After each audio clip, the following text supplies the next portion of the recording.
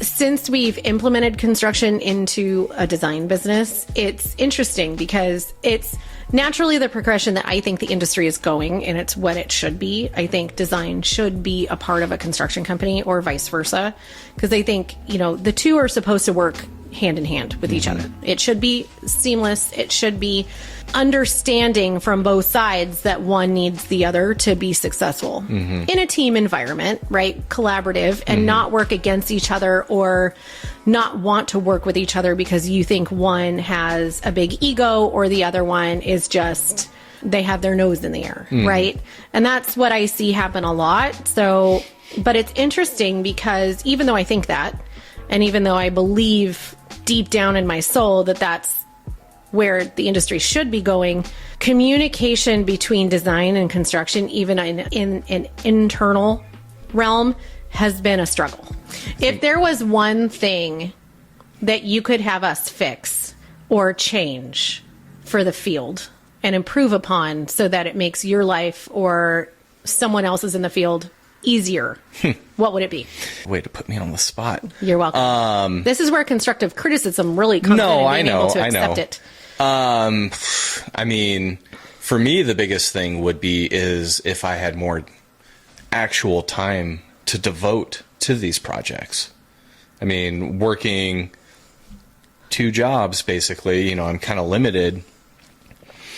So that's where, the clear, concise communication via plans, via prints that we're conveying to our different trades is going to come in. So it's going to be super important to have things kind of really dialed in, really spelled out, our T's crossed, our I's dotted. Yeah. As far as the scope goes, as far as, all of our plans go, because I'm only there for, let's say, half the week. So I really want to be able to maximize my time while I'm there with the different trades that are on site. Yeah, it's like you said, it's paramount. It's really important for us to get there, and getting one to understand that the other one is working their ass off trying to get things done, and having one think that the other one is just let's get this done. It's really important for the two to communicate very fluidly. And I'd say that's been our biggest struggle since implementing construction into the company. Yeah. Yeah. And it's like, for the design side of things, you don't want them.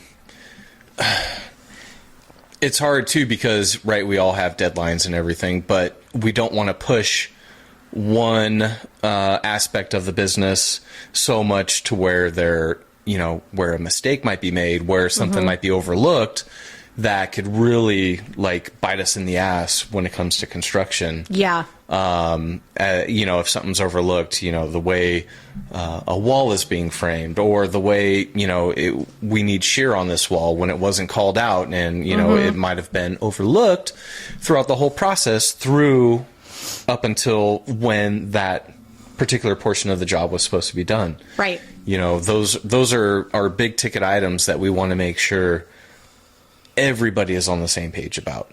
No matter how small, no matter how insignificant it might be.